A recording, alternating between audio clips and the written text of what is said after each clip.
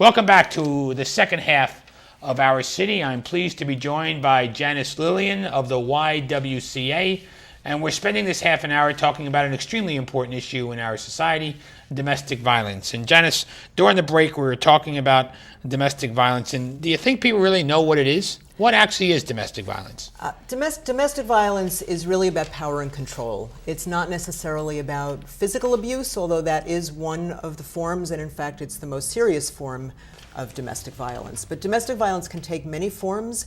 It can be financial abuse, where the abuser has control of all of the family's finances and the victim has no access, even if she may work. It can be emotional abuse, where he belittles her all the time. Psychological abuse, where he keeps her in fear, perhaps threatens things.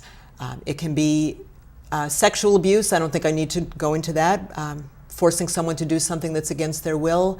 But it's ultimately all about keeping power and control. There's an element of fear, and it doesn't de-escalate, it always escalates. And if anybody's watching the show and wanted to talk about this with somebody, what number would they call? They would call 908-355-HELP. 355-HELP. HELP.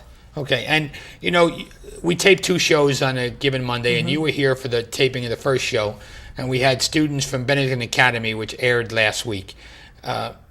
We also read a lot about young people, and they were talking about bullying, and they were talking about human trafficking, and we spent some time talking about that. But young people and dating abuse is something that we read about. And what are the risks to teens and adults about this? The risks are huge. Dating violence for kids is really very much the same dynamic as it is for adults. It just may play out a little bit differently because teens don't have the experience of healthy relationships the way an adult hopefully does by the time they reach adulthood. So that, for example, the boyfriend may act very jealous and may say, I don't want you to talking to that boy. The girl may interpret that as, oh, he really loves me. He really wants to keep me all to himself. He may isolate her and say, let's not go out with your friends. Let's just hang out, just the two of us. And gradually, that's a technique that abusers use to isolate their victims so that when it becomes violent, no one's aware of what's going on. So teens often don't have that same experience of healthy relationships. We try to How does a young teenage girl recognize that, though? That's got to be hard. Well, it is hard. The show with the Benedictine students was great. We do a lot of prevention efforts ourselves. We go out to schools and we talk about dating violence. We talk about what healthy relationships are. We post things on our Facebook page and on our website to keep people aware.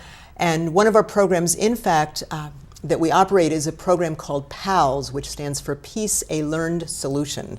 The PALS program is dedicated toward children 3 to 12, but we also do serve teens who are in fact impacted by domestic violence. And we also serve what we call the non-offending parent.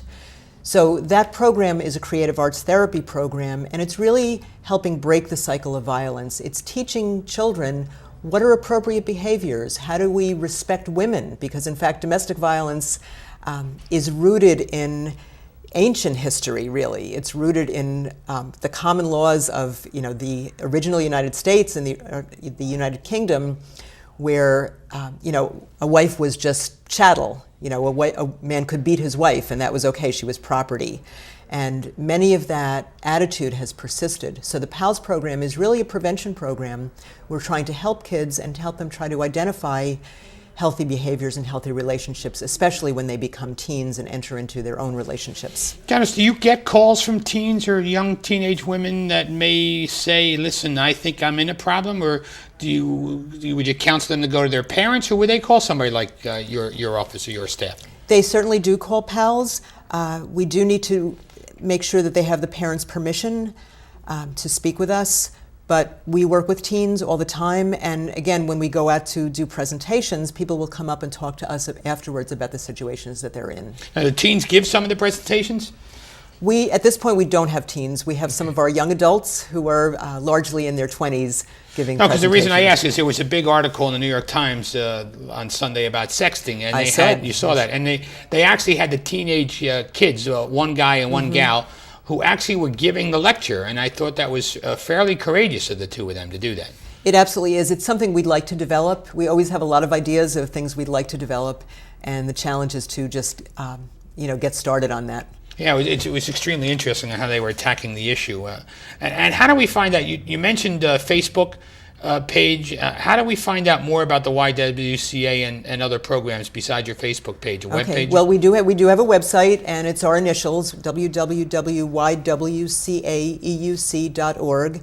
And from there, people can link to our Facebook page. We have a Twitter page. It's all under our name, YWCA Eastern Union County. Are you the one doing the tweeting? No, I'm not tweeting. Prevention is probably a key to a lot of this, as well as education from the perspective of the mayor. And I've been involved in some of the education issues over, not only I was with you at Kane one time a while ago, and a young lady was there who was a victim and spoke openly about it, Lisa, and she's been active with the YWCA, and she's actually created a documentary about it. She's working on that. She's working on that. And I found her story as someone who was an actress in New York and engaged to be married. And when her soon-to-be husband violated her and left her on the streets of New York City, and she's taken this up as a passion.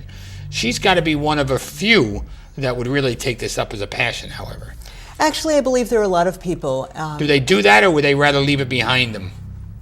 I think it really depends on the person. There are some people who will leave it behind, but there are some very passionate people out there. You'll read about actresses who've taken it on as a cause. It's certainly very much in the media these days. And it's important to recognize that domestic violence can happen to anyone. It's not confined to any race or ethnicity or religion or age, in fact. And the preventing part of it, the effort that you do in schools and the prevention, it's really difficult to measure whether you're successful, but you got to believe that the lectures and the programs you put together does prevent some type of domestic violence. I certainly hope so. The numbers don't speak to it at this point. In fact, in Union County, the domestic violence numbers went up from 2008 to 2009. We rely on the state uniform crime reports, which are a little bit old. But reports are going up.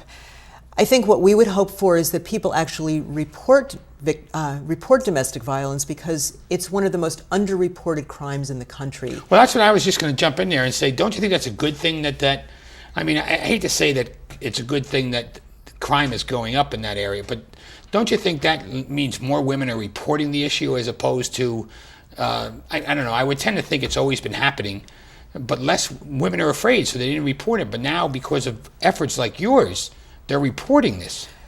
It's hard to measure whether it's because it's our efforts or because more women are finally getting fed up and reporting it.